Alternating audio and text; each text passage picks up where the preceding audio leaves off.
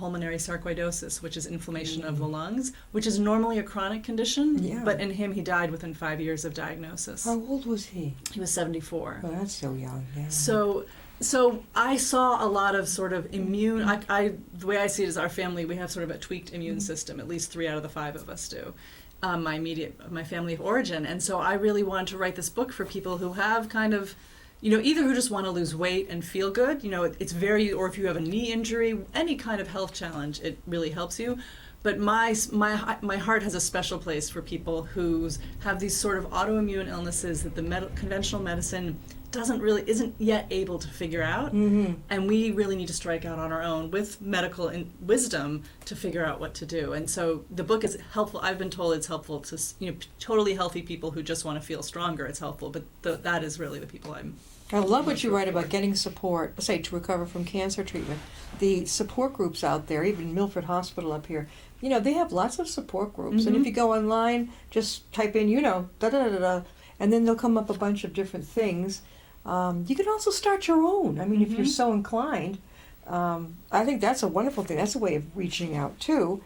Jump in. What could hurt you jump in. What support could you use to heal?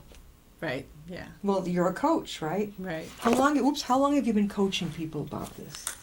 Informally, for 7 years. Yeah. So as soon as I got healthy in 2009, 6 years I guess, as soon as I got healthy in 2009, people started calling me. But how did you get the word out? Was this published already? No, this book just came out at the end of this so summer. So how did they hear about you?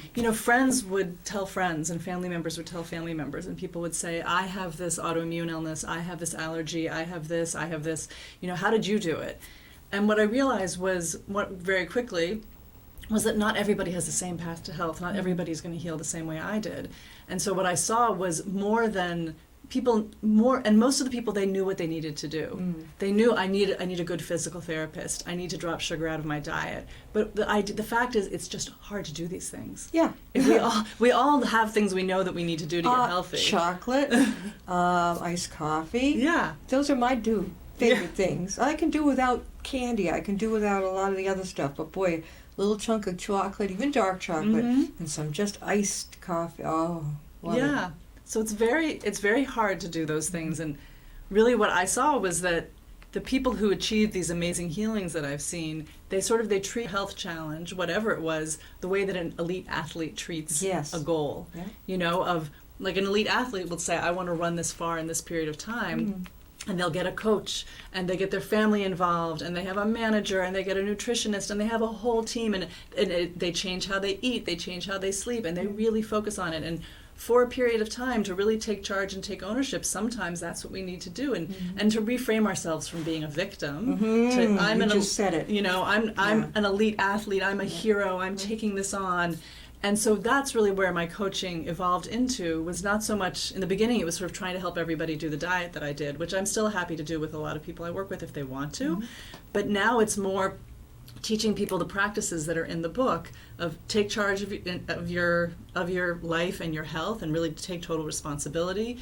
Nurture your heart and deal with the tough emotions that get in the way. Believe that you can get better. Create order and create systems, and connect to other people to create a really intense support team. And if you create even little bits of that foundation for you, then it makes it more possible to do the hard work of changing your diet, or doing the exercise, or getting the right sleep, or finding the right treatment. To just dive in and white knuckle it. Oh yeah, it's too hard. What's this thing? Fake it till you make it. Right. Jeanette, if somebody wanted to have you as their coach, how could they reach you? You can go to my website.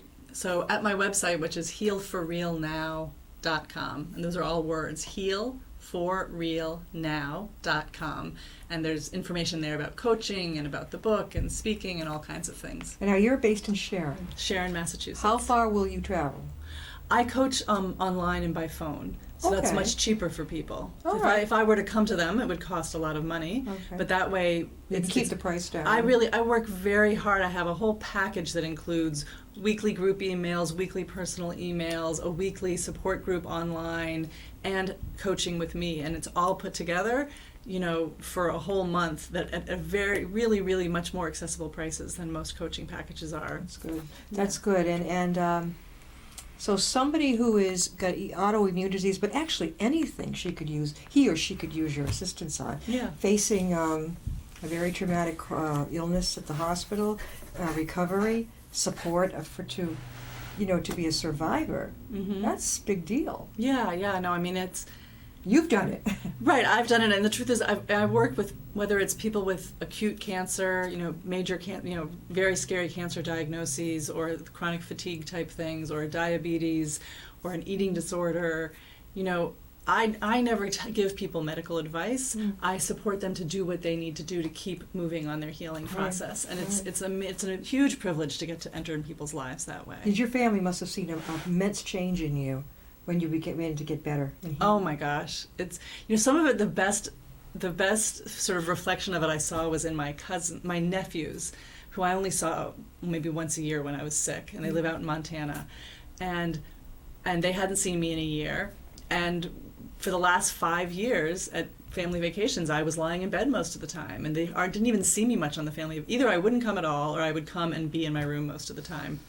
And I came that year, and we played football, and we played in the pool for hours, and it was exactly as how I was before when they were really little, but now they're young teens, and it was just, and they were so sweet, these boys. Aunt Jeanette, it's like you're back to your old self, Yeah, were you nauseous? Were you up there just crying? Were you depressed? No, like I said, I was depressed for about 1 year towards the end of it. Before that, I wasn't depressed. I was in pain. I was in pain and exhausted. It was the kind of thing, I describe it as, how you feel the last day of the flu when the fever has broken, but you still ache all over, and you can't really make a fist, and if you stand up, you get vertigo. That was how I felt just a very, very large portion of the time. And you must have gone through umpteenth medical tests. Oh, everything. I mean, I saw like 3 of every kind of specialist. Neurologist. I live in Boston. I mean, I was in and out of all of the medical offices. Neurologists, rheumatologists. Yes.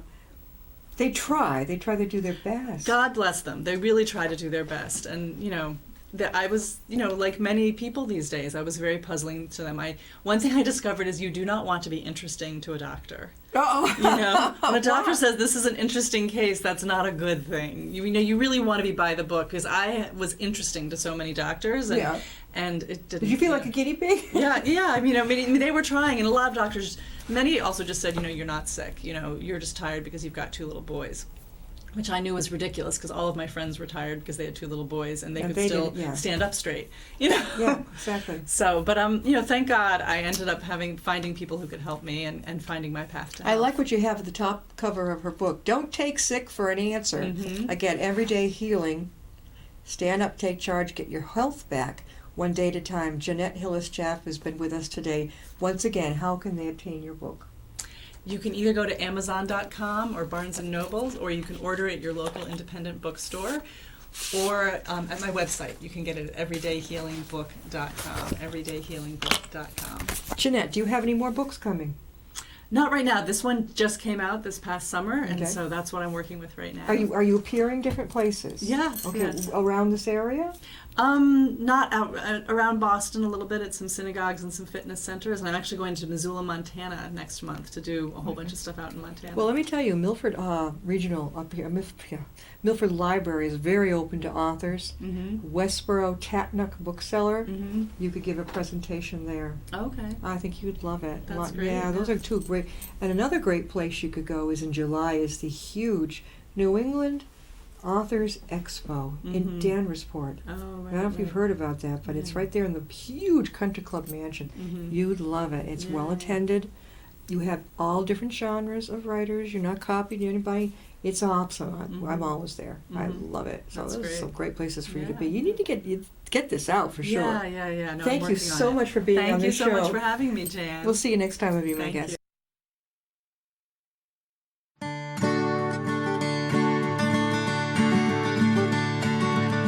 Run, river, run, run through the hills.